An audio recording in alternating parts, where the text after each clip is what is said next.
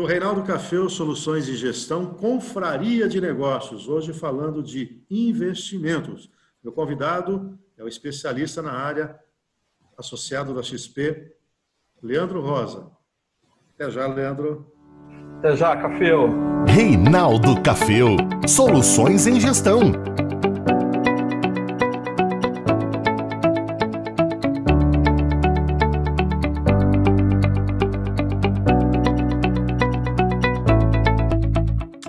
Olá, você aqui ao vivo conosco no YouTube. Essa é a Confraria de Negócios. O que é isso? Profissionais da região de Bauru, estado de São Paulo, atuam nas organizações, orientam sobre investimentos, prestam consultoria, são coaches. Esses profissionais se reuniram e criaram a Confraria de Negócios. Nós trocamos experiências e tivemos a ideia de aproveitar esse momento de pandemia, de afastamento, de home office e ter essas lives. Nós já promovemos uma série, daqui a pouco eu vou falar delas, e hoje nós vamos falar também de investimentos. Falamos do mundo empresarial, do comportamental, e hoje é investimento. Tenho aqui um convidado especial, que é o Leandro dos Santos Rosa. Leandro é sócio proprietário da GR Capital e é associado à XP, não é isso, Leandro? Isso aí, boa tarde a todos. Obrigado, Cafeu, pelo convite. Parabéns pela iniciativa, fantástico. Você realmente é diferenciado e é uma referência aí em comunicação, não é à toa, tá? Mas Muito isso bem, aí. já nós vamos conversar um pouco mais, só para falar um pouquinho do meu trabalho, né? Eu tenho um escritório de consultoria, chama Reinaldo Café Soluções em Gestão, nós atendemos inúmeras empresas, e agora, no meio do ano, vai completar um ano que eu sou associado regional da Fundação Dom Cabral. Então, todas as soluções da escola número 1 de negócios do Brasil, número 1 da América Latina e 10ª no mundo, essas soluções vieram para as regiões de Bauru, Marília e Araçatuba através dessa parceria. Nós já temos aí atendimento de vários clientes aqui na região, soluções para as organizações, cursos abertos. Claro que agora, com a pandemia, isso deu uma adiada, mas estamos fazendo um trabalho aqui na região. E criamos, então, a Confraria de Negócios. E também dentro do ACIB Orienta, que é a Associação Comercial de Bauru, orientando os seus associados. Então, é uma parceria da Confraria com a Associação Comercial. Leandro, fala um pouquinho da GR Capital, você aí que é um dos principais players associados da XP no interior do estado de São Paulo, não é isso? Isso aí, Cafeu. Hoje a GR Capital ela é uma empresa que tem 1.300 clientes ativos, né? É uma das principais operações da XP Investimento no interior de São Paulo. Hoje a gente assessora, o volume de assessoria nosso dentro da GR já chega a 500 milhões, então uma operação considerável aí e com uma equipe bem diferenciada, né? Todo mundo experiente. Estamos à disposição aí para bater um papo hoje. Legal. Eu queria retomar um pouquinho, Leandro, porque até como economista e trabalhando com educação financeira, se a gente voltar um pouquinho para dezembro e logo nas projeções para a economia brasileira para esse ano, 2020, saímos da aprovação da reforma da Previdência, né? Muitas reformas ainda para serem feitas, as duas principais, a tributária e a administrativa, apesar de umas certas caneladas aí do governo federal com o Congresso, havia uma perspectiva de negociação e o que nós economistas sempre falamos nós precisamos dar uma sustentação para a economia. Diante desse quadro, nós tivemos controle efetivo da inflação, a reforma previdenciária previa estancamento do endividamento público, se viesse as outras reformas, você teria uma relação dívida-PIB bastante abrandada, e isso começou a resgatar o nível de confiança do investidor. Nível de confiança com inflação controlada. Inflação controlada, sinônimo de poder estimular a retomada da economia com juros menores. E, naquele momento, recomendação de quem operava o mercado financeiro de investimentos começa a experimentar um pouquinho a renda variável. Tanto é verdade que a Bolsa chegou a bater 120 mil pontos, né? Olhando hoje o histórico, ela está oscilando entre 75 mil e 80 mil pontos. chegou a 120 mil, ela já esteve 50% maior do que ela é hoje. O que aconteceu com esses investimentos? E aí nós tivemos muitos leigos, muitos investidores pequenos, pessoas físicas, né, que estavam lá na poupançazinha dele, numa renda fixa, né, ganhando um pouco, falaram, preciso andar um pouco mais. O que aconteceu com o investimento dessas pessoas e qual foi a recomendação e qual tem sido a sua recomendação para quem entrou na renda variável? Legal, Capel. É importante destacar o seguinte, né? Se a gente for pensar o mundo dos investimentos,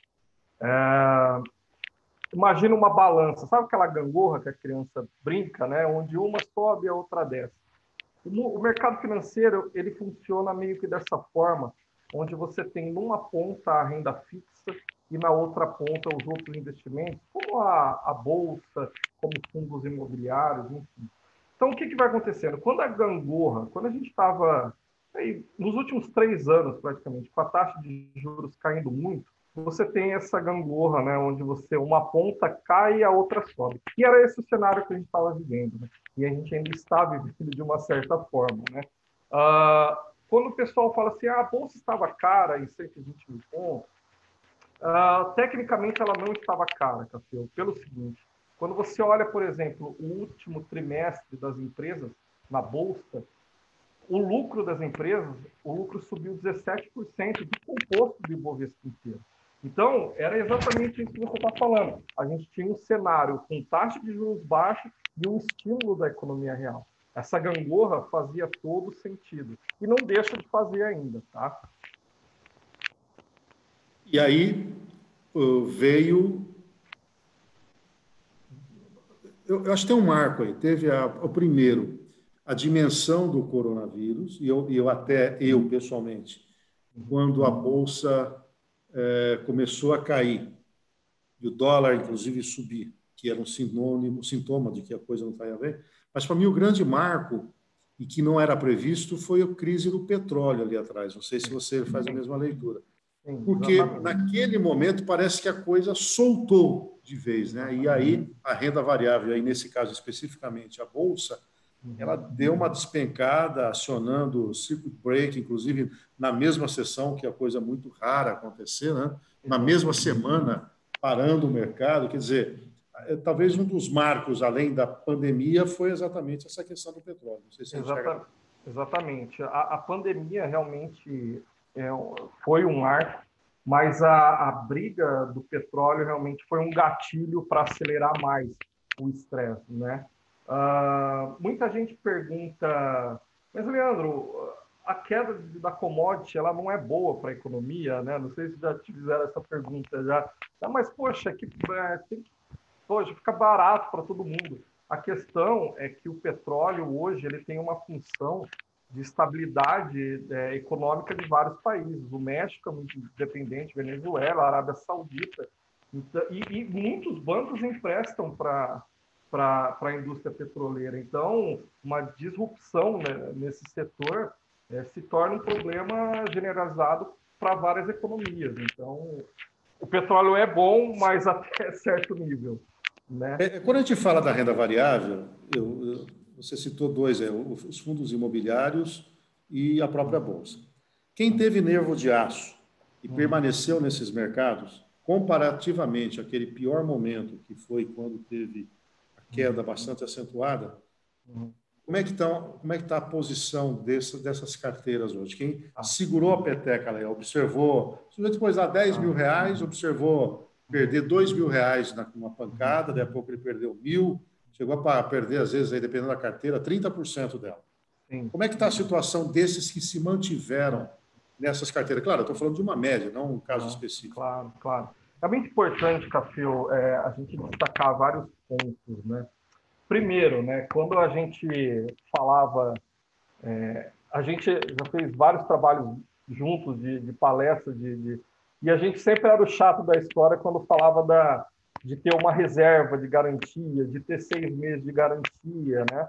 E de diversificar os investimentos. Tá? Hoje, por exemplo, a gente tem aqui 1.300 clientes e a gente viu um cenário Isso aí foi um cenário generalizado, tá? Não foi. A gente viu muito quem estava saindo de bolsa, de fundos imobiliários, era o estrangeiro querendo segurança, né? Porém, a pessoa física, ela se alocou na bolsa. E aqui no escritório não foi diferente, tá? Claro que a gente teve cliente que precisou vender a posição, mas por quê? Geralmente porque ele precisava da liquidez. Eu tenho um cliente, por exemplo, que ele tem uma folha de pagamento de 200 mil por mês. Ele falou, a carteira dele era de 600 mil, ele falou assim, eu preciso ter liquidez, mesmo eu sabendo que estou vendendo um momento ruim, mas eu preciso ter o dinheiro em caixa, entendeu? Então, a gente tem esses dois cenários. O cliente que está se aproveitando de uma oportunidade, vou colocar entre aspas, oportunidade que a gente não sabe o que vai acontecer no futuro, mas a gente vê que realmente quem está precisando vender, ou quem realmente ficou muito nervoso, ou é o cara que não estava corretamente diversificado, porque o cara que tem 5% em bolsa, em 10% em bolsa dele, muitas vezes ele está tranquilo, porque ele fez uma projeção, né? Agora, quem coloca 100% do patrimônio em uma renda variável, ou que ele está por aqui em caixa, esse realmente ficou nervoso, brigou com o cachorro, né? E aí muitas vezes teve que vender a posição no pior momento. Né? Vamos agora, nós estamos, evidentemente, ainda sem um cenário definido. As projeções econômicas são as mais diversas. O Fundo Monetário Internacional aponta uma grande depressão mundial. Estudos de alguns players do mercado, notadamente setor de banco, de 3 a 5% de recessão no Brasil para esse ano. Mas tem algumas pessoas que foram afetadas pouco ou ainda têm excedentes, né? Vamos falar um pouquinho da renda fixa. O que tem sido recomendado de renda fixa, né? Vamos conceituar um pouquinho para o leigo o que seria aplicar o dinheiro numa renda fixa. Pois é. A renda fixa o que seria a referência à taxa Selic, né? Hoje, que é onde que o governo fala assim, ó, para quem comprar meu título, eu pago, por exemplo, 3,75%. Hoje, né, a Selic está em 3,75%, e a perspectiva, né, o Café, a gente viu o relatório Focus agora na segunda-feira, falando em 3,25% até o final do ano. Tá? Café, se a gente parar a pensar, e assim, a gente está vivendo um paradigma mesmo, uma quebra de paradigma hoje no Brasil, porque a pessoa que estava acostumada com renda fixa, se você perceber que a inflação vai estar entre 2,5% a 3%, e você estiver recebendo 3,25% ao ano, quase toda a sua rentabilidade ela já vai ser consumida pela inflação. Tá? Então, que fique em 3,25 e a inflação em 2, vai. 1,25. Se você tirar os impostos, você vai ainda baixar mais ainda a rentabilidade. Se você ganhar 1% ao ano, Café, de rentabilidade, que é quem permanecer na renda fixa vai ficar com isso, a gente está falando que ele dobra o dinheiro, vai demorar 60, 70 anos para ele conseguir dobrar o dinheiro, 1% ao ano. Tá? Então, isso aí está gerando um paradigma no Brasil que quem ainda tem recursos e acredita, não o dinheiro de reserva, né? É importante destacar, que ele não pode mexer, né, Café? Aquele ele tem que ter uma segurança. Mas aquele que está pensando em algo mais a longo prazo, ele vai ter que buscar alternativas, porque a renda fixa ela é uma tendência mundial. A gente vai passar um bom tempo ainda com renda fixa baixa, ainda mais com essa injeção de liquidez que está acontecendo aqui no Brasil. Agora, de qualquer maneira, para o conservador, aquele sujeito que assustou e ele manteve até a sua posição um pouco fixa em variável, mas ele tinha crescido. Com dinheiro adicional hoje, a tendência dele é para a renda fixa. Seria a recomendação mesmo para depois recompor essa carteira? Ou então já seria o momento de aproveitar algumas oportunidades que a renda variável tem oferecido, que você disse que a bolsa não estava cara e tal, mas a gente não sabe, por exemplo, nas ações, qual é a saúde financeira das empresas. Num fundo imobiliário, nós não sabemos fundos ligados a galpões logísticos ou, eventualmente, a shopping center, em que momento isso vai voltar. O que esse sujeito faz agora? É melhor ele ser conservador? Então, Cafeu, tudo depende do perfil dele, do prazo que ele tem e do objetivo que ele quer cumprir. Na verdade, é uma tríade. Tem clientes que falam, olha, eu estou aqui com uma reserva, mas eu vou precisar daqui 6 meses, daqui 1 ano, né? Vou construir, vou casar, enfim, o que ele for fazer. Nesse momento é importante manter a tranquilidade, deixar o dinheiro num CDB ali de um banco e passar tranquilamente. Porém, é inegável, Café, é inegável que a gente tem muita oportunidade bacana, tá? Deixa eu dar, por exemplo, vamos pegar um fundo imobiliário, né? Sem falar em algum específico, mas hoje, pelo menos 30% dos fundos imobiliários na Bolsa, eles estão abaixo do valor patrimonial. O que isso significa? O valor da cotação ali na Bolsa, ele está abaixo do que o próprio valor do imóvel. O fundo imobiliário, ele é um fundo onde você compra um pedaço de um imóvel, seja um shopping, seja um galpão logístico, seja uma agência bancária, e você recebe parte do aluguel mensal. O valor do imóvel é mais alto do que o valor da cota hoje negociado em bolsa. É como se você tivesse... Você está dizendo tem uma oportunidade de valorização aí. Sim, exatamente. Explica um pouquinho do fundo imobiliário, para quem não conhece o fundo imobiliário, as características dele. Tá. O fundo imobiliário, ele é uma oportunidade, é uma nova forma de investimento para quem gosta de investir em imóveis. Você pode comprar uma cota de um imóvel dentro da Bolsa de Valores. Geralmente são grandes empreendimentos, né? Um prédio comercial, um galpão, uma rede de agências bancárias, onde você pode comprar uma cota, você pode comprar a partir de R$ 100, e do que for gerado da receita daquele imóvel, você recebe livre de imposto de renda aquele imóvel. Mais uma vez, em que cenário que esse tipo de investimento se beneficia? Quando você tem a taxa de juros muito baixa, como está acontecendo agora. Por isso que os fundos imobiliários, ano passado, por exemplo, eles subiram 40%, tá? Mais a rentabilidade das cotas. Então, a gente está tendo esse tipo de oportunidade, mas o que é importante, Café? Entender qual é o seu prazo de investimento, qual é o seu objetivo, tá? Porque se você falar, vou precisar do dinheiro para daqui 6 meses, para daqui 1 ano, aí eu falo, continue na renda fixa, que ali pelo menos vai estar seguro. O Wagner Moraes, que já participou conosco, faz parte da confraria, ele pergunta, no seu entendimento, qual o cenário para os títulos do Tesouro hoje e depois da crise? Títulos do Tesouro. Quando a gente pega, por exemplo, Selic, a tendência dele continua, a tendência é de baixa, né?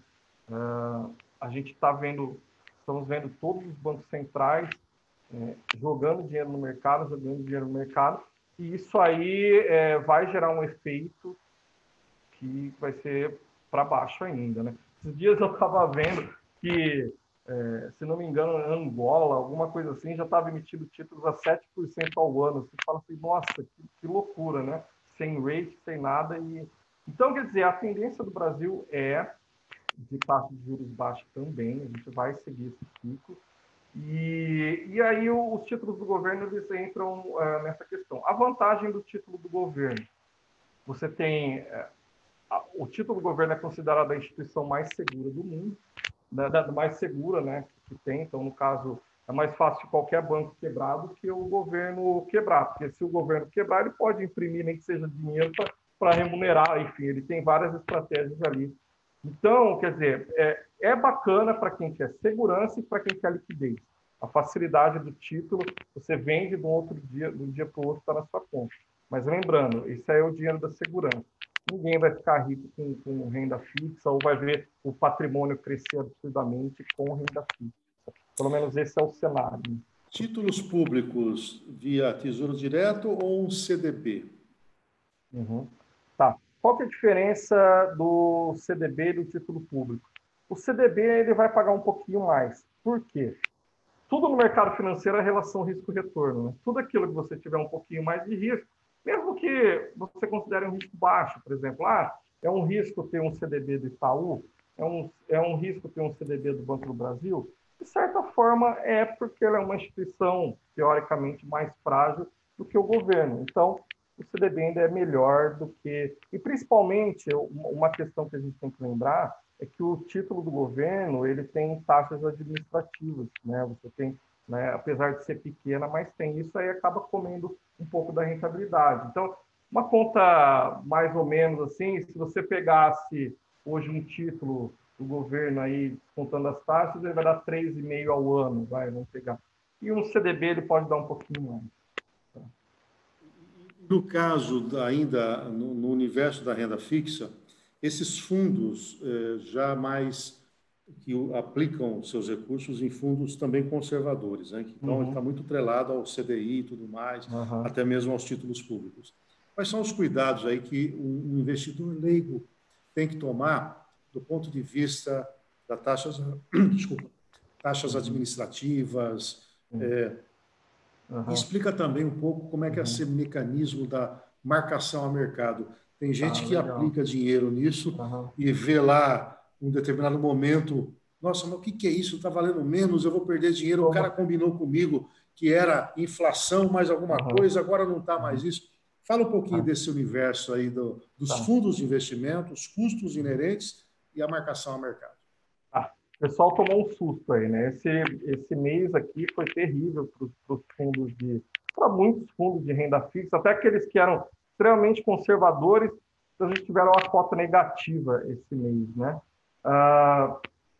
Deixa eu só primeiro, antes de eu entrar nesse, vamos pegar a questão da taxa de administração. Para aquele que tem o seu fundo de investimento ali na Caixa, no Banco do Brasil, bem tradicional, reparem a taxa de administração, tá, pessoal? Esses dias eu entrei, site de Santander, site de Itaú, você vai lá, pesquisa, tem fundo que cobra 2,5% ao ano de taxa de administração. Então, se a gente pensar que hoje a Selic está em 3,75%, se você pagar 2% de taxa de administração, você está ganhando só 1,75%. E ainda se você descontar a inflação, se a inflação der 2% no ano, que a gente sabe que vai dar um pouco mais, eu já estou negativo no ano, tá?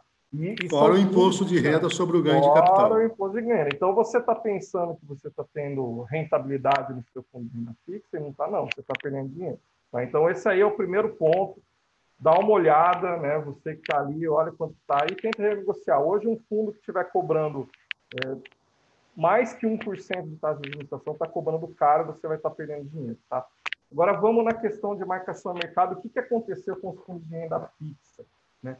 Fundo de previdência perdeu rentabilidade esse mês. O que acontece, gente? Quando um fundo ele é montado, ele vai lá, ele compra o CDB do Bradesco, ele compra título pré-fixado, ele compra debênture, ele faz uma carteira ali de 100 instituições diferentes, 100 títulos diferentes. Os títulos, eles têm um preço, tá? Então, imagina que você compra algo por R$80 e no vencimento dele ele vai custar R$100. É dessa maneira que o título é precificado, tá? O que aconteceu no mês de fevereiro? Você tinha ali muitos títulos, por exemplo, que custavam R$90, um exemplo, e você teve uma pressão vendedora muito grande, todo mundo querendo resgatar em função dessa estabilidade da pandemia. O gestor do fundo, ele é obrigado a vender aquele título, ele tem que entregar aquele título para alguém. E muitas vezes não tem comprador no mercado secundário. E aquele título que valia R$90, ele teve que entregar 80. Nisso que os títulos voltam para 80, ele tem ali a precificação no fundo, a cota inteira cai. E aí você vê fundos de renda fixa esse mês que caíram 5%, 4%. E a pessoa fala, nossa, o que aconteceu? Foi exatamente essa marcação ao mercado. E aí você pergunta, nossa, mas vai continuar desse jeito? Depende. Se você tiver um volume muito grande de resgate, onde os fundos precisam empurrar os seus títulos para o mercado, ele pode cair mais. Mas caso isso não aconteça, ele volta para uma taxa normal. Tá? Não sei se você responde, Café. Quando vamos pensar ainda na marcação a mercado para avaliação de carteira de maneira periódica. Eu fui numa plataforma como a da GR, a XP, ou fui até num banco tradicional, e eu apliquei meu recurso num fundo de investimento que ele prometeu Selic mais uma taxa de juros. ou CDI mais uma taxa de juros. Então, ele disse para mim, ó, em 12 meses, se você deixar o dinheiro aqui por 12 meses, né, essa data, você vai receber isso. Isso acontece com os títulos públicos também. O que acontece com quem ficar até o final? Ele vai receber aquilo que foi prometido. Exatamente. O problema da marcação a mercado é que, naquele momento, se ele quiser desfazer, vale aquilo. O mercado está disposto a pagar isso.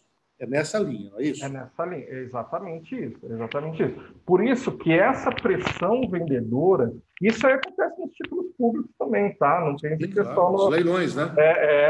Então, até nesse momento de estabilidade, o Tesouro Direto ele fecha a negociação para evitar essa volatilidade, né? Mas o que acontece, Cafeu? Essa pressão nos títulos, né, acaba gerando uma depreciação, mas que elas vão voltar. Aquele investidor que for um pouco mais calmo, né, que não se preocupar, ele vai retornar. O que é importante destacar, Cafeu, é que o Paulo Guedes até teve uma preocupação com isso em fornecer o mercado secundário, né? O Banco Central estava proibido desde 2000 a comprar no mercado secundário, e agora eles estão esperando uma aprovação para retornar isso. E antes que o pessoal comece a criticar e fale assim, mas vai colocar dinheiro público para proteger os investimentos. A questão não é só essa. A questão é que, além dele fornecer tranquilidade para o mercado financeiro, você tem a questão que você pega a empresa daqui de Bauru, por exemplo, que está precisando pegar recursos, né? Quando o mercado financeiro, no fundo, ele é um só. Quando você pega o CDB do Bradesco, que ele está muito desvalorizado, e se o fundo vai lá e olha assim, eu posso pegar o fundo do CDB aqui do Bradesco recebendo 10% ao ano, para que eu vou emprestar ali para a empresa de Bauru, se eu posso pegar um Bradesco recebendo 10%, eu não corro risco. E aí, o que acontece? As pequenas empresas, elas são obrigadas a captar o dinheiro muito caro. Então, essa recompra que o Paulo Guedes quer fazer no mercado secundário não é para proteger os fundos de investimento, é para proteger esse pequeno empresário para que ele não pague muito caro no empréstimo dele, né? Que aí ele faria uma ligação direta. Se eu não me engano, é uma proposta de emenda constitucional, né, que tem que sair. Ó, o Instituto Financeiro Tiago Souza. O Tiago Souza, conhecemos ele. Ele está dizendo aqui que os fundos de investimentos imobiliários vão pagar poucos dividendos nos próximos meses, mas no longo prazo vai voltar ao normal. É isso mesmo, né? Sim, é isso aí. Você tem, por exemplo, fundos de shopping, né? Que os shoppings estão fechados. E aí, o que acontece? Não tem receita no shopping. Então, a reserva de caixa que o fundo tem, eles vão segurar, né? Para assim que a economia reabrir, eles voltem a receber dividendos. Tem vários fundos de shopping, especificamente, que eu comentei, com o preço da cota abaixo do valor patrimonial. Jorge Figueiredo está te parabenizando aí pela explicação da renda fixa imobiliária. Ele agradece. E o Renato Miguel também aqui interagindo conosco, dizendo ótimas explicações. O Wagner Moraes volta com uma pergunta. E o CDB, é melhor investir nos grandes bancos ou nos pequenos bancos? Aí, talvez ele queira dizer sobre aqueles bancos de segunda linha que normalmente oferecem um CDB com 130%, 140%, 150% do DI, enquanto um banco de primeira linha, você vai lá e te dou 90% do DI. Explica um pouco isso aí para o Wagner e para quem está nos acompanhando. É importante, Mark. Claro que, igual eu falei, tudo no mercado financeiro é relação risco-retorno. Se você vai correr mais riscos com um banco menor, você tem que ser melhor remunerado por isso, tá? Então, você pode investir no banco menor. Importante lembrar, existe o Fundo Garantidor de Crédito, tá? Que até R$250 mil por CPF e por instituição, até o limite de R$1 milhão, você está garantido. O que significa? Investir no banco com chinchina lá, né? E o banco quebrou. Aconteceu recentemente com aquele banco, com aquela financeira da casa, né?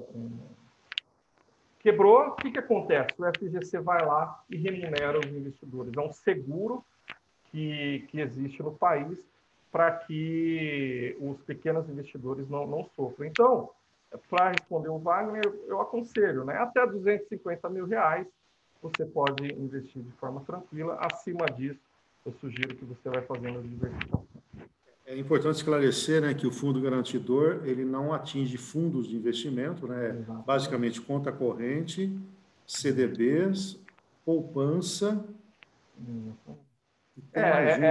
LCI, LCA. LCI e LCA. Então, Uhum. são esses que são cobertos. A propósito disso, o Exatamente. Renato Miguel Uhum. pergunta se há lastro para todos, se houver algum problema com as instituições, se o fundo garantidor é robusto o suficiente para garantir. Acho que já a própria limitação de até 1 milhão aí na Uhum. somatória de tudo vai nessa Sim. linha, né? Exatamente, exatamente. O FGC, ele solta diversos comunicados exatamente falando sobre isso. E o que é interessante, né, uma maneira inteligente que o FGC está adotando, né, é que muitas vezes ele nem está resgatando, deixando os bancos médios quebrarem para acionar. O que geralmente eles fazem é uma forma de alguma instituição comprar aquele banco que está com problema, porque você evita uma série de problemas do FGC ser acionado, né, problemas na credibilidade do sistema financeiro, é uma E a saída. própria liquidação que o Banco Central faz, ela é muito dolorosa, né? Até chegar lá.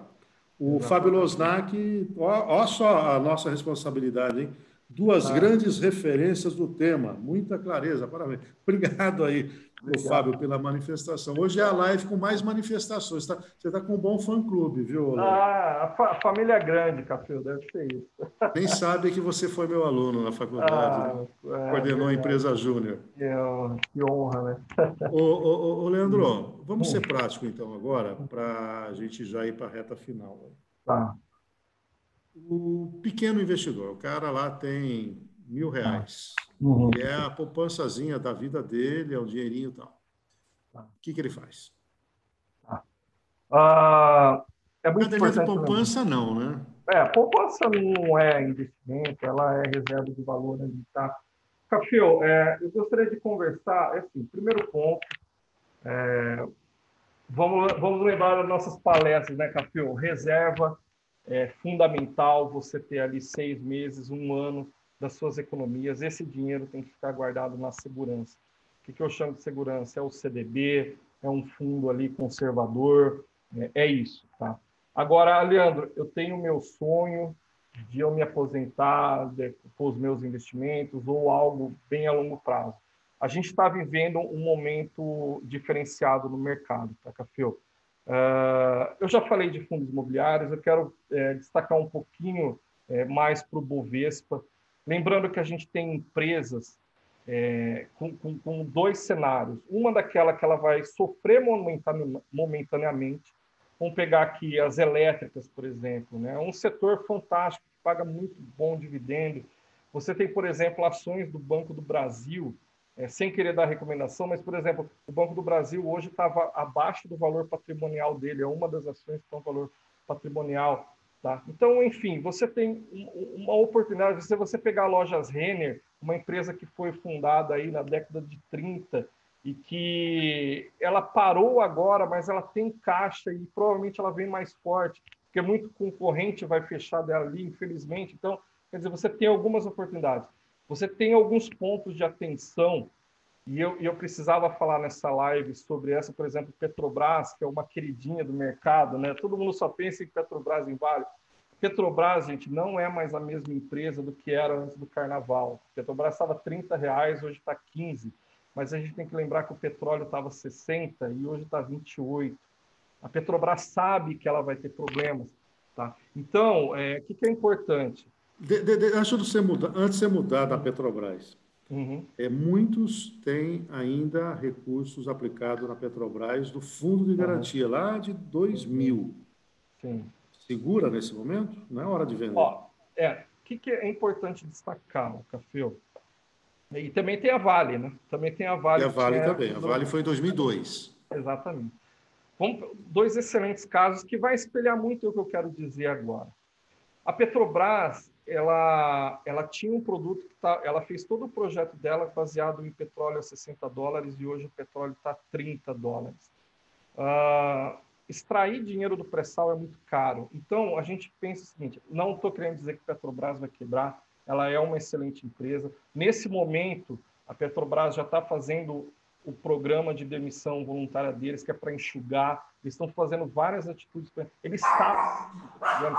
Mas o que eu quero dizer, aquela empresa que faturou, aquela empresa que lucrou ano passado, foi o lucro da Bolsa, o maior lucro do Brasil, de 40 bilhões de reais. Esse cenário é muito difícil para ela, tá? Apesar de ser uma excelente empresa. Tá? Se você pega a Vale do Rio Doce, é uma empresa que tem grande parte da receita dela em dólar, e o dólar está aí 5 e pouco, e a Petrobras tem grande parte da dívida dela em dólar. Então, olha como que são cenários diferentes. E o preço do minério de ferro não caiu. O minério de ferro não tem substituto, pelo menos até o momento, enquanto a Petrobras, várias empresas de energia estão tentando substituir o petróleo. Então, são pontos que eu quero dizer assim, o Ibovespa está barato? Tá, mas saibam selecionar, saibam escolher. Tem muita coisa boa, mas tem que escolher bem. Tá? Respondendo diretamente para quem aplicou, tanto na Vale como na Petrobras, nos fundos. Segura um pouquinho mais, porque está muito baixo, está no meio da crise? Não tem porquê, se você não está precisando de dinheiro, a Petrobras vai resolver. Essa questão do petróleo é uma questão complexa, mas não é interesse de ninguém entregar petróleo a $28, tá? Então, realmente, o cenário ele é desafiador, principalmente para a Petrobras, mas ela vai conseguir sair dessa sim. Antes de retomar no volume de aplicação, o Ricardo Rocha, economista, nosso parceiro também, ele pergunta qual seria uma proporção boa de ações que tem hoje um valor legal para ser comprado e com a renda fixa. E vamos traçar os 3 perfis aí do conservador, o arrojado e o moderado. O conservador, a gente entende o perfil dele, mas ele vai ser obrigado em algum momento, se ele quiser ver o patrimônio dele, ter alguma alocação. Sugiro começar com no máximo 5, estourando 10% conservador. Tá? O agressivo, eu sugiro aí 50-50. Uma dinâmica legal, Cafeu, que a gente até comenta nas nossas palestras, é você fazer o balanceamento dinâmico. Coloco lá, eu tenho 10 mil reais, eu coloco 5 na renda fixa e 5 na bolsa. A bolsa subiu demais e ficou uma proporção 7-5, eu tiro da bolsa e ajusto e coloco na renda fixa, fico 6 com 6. Aí a bolsa caiu, foi para 4 e a minha renda fixa está mais alta. Eu saco um pouco da renda fixa e coloco. E vou fazendo esse balanceamento dinâmico. O que isso aí faz?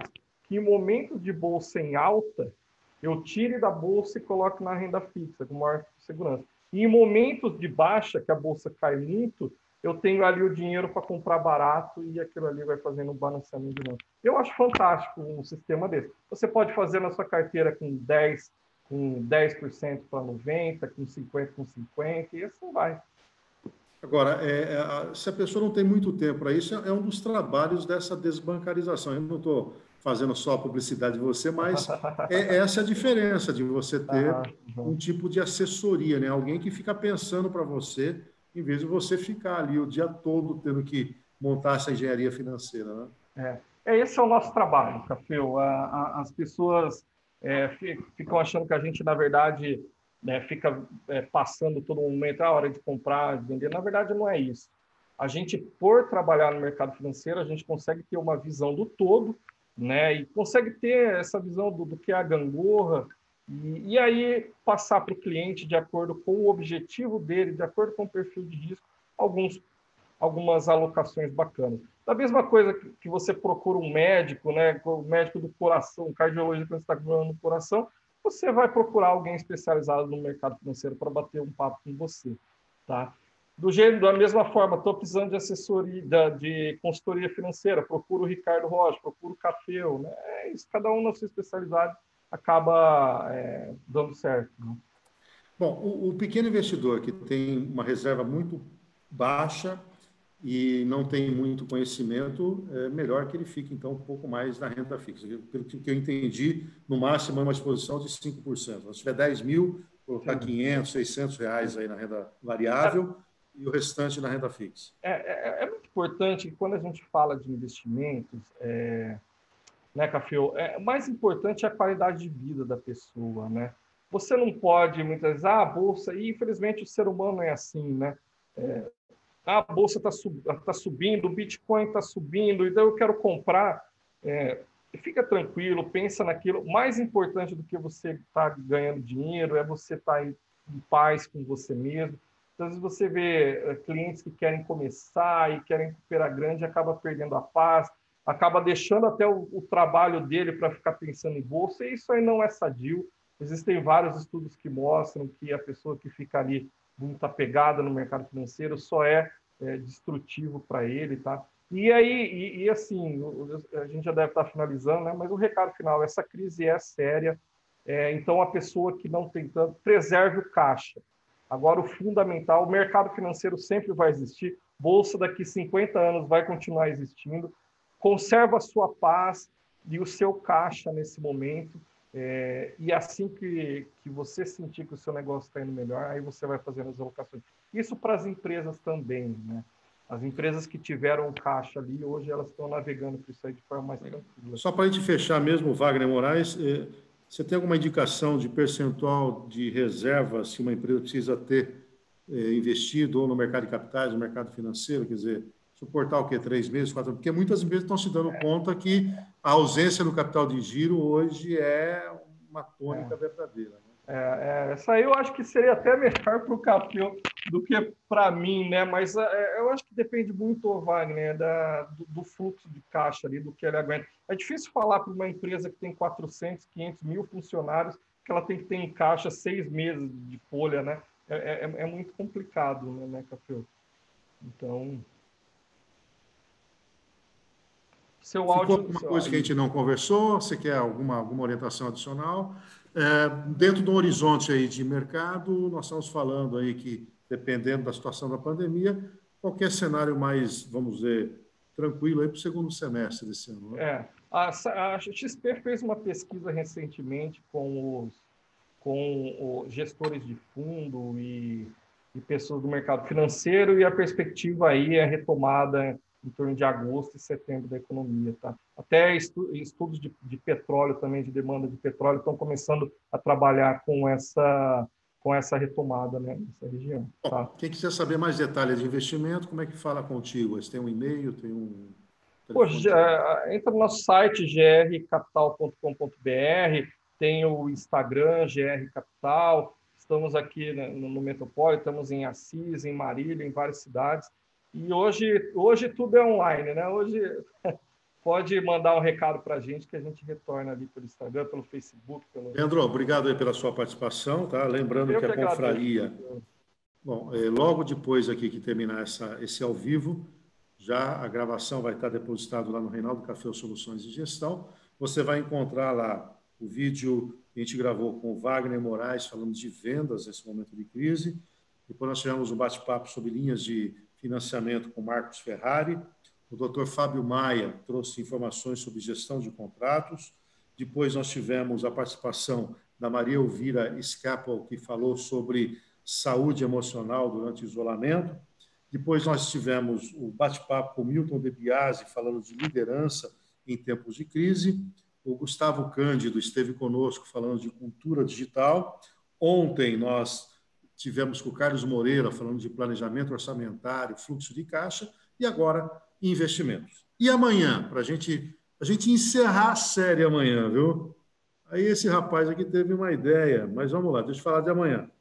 Paulo Milreu, sócio lá da empresa Inteligência Digital. O tema é trabalho remoto, o que é e como utilizar imediatamente com a sua equipe. Nós iríamos encerrar amanhã, mas aí, como é véspera de feriado, eu propus para a confraria ter um encontro de todo mundo que participou, inclusive alguns parceiros que não puderam participar. Então, nós vamos ter, na segunda-feira, às 18 horas, um grande painel, vai ser um Big Brother da confraria. Nós vamos nos encontrar para avaliar tudo que nós conversamos, dar outras dicas Portanto, o time todo e mais o próprio Ricardo Rocha, que não pôde participar, e outros parceiros, estarão nessa segunda-feira, às 6 da tarde. Então, nós vamos encerrar com chave de ouro, com todo mundo participando simultaneamente nessa plataforma. Legal, né, Leandro?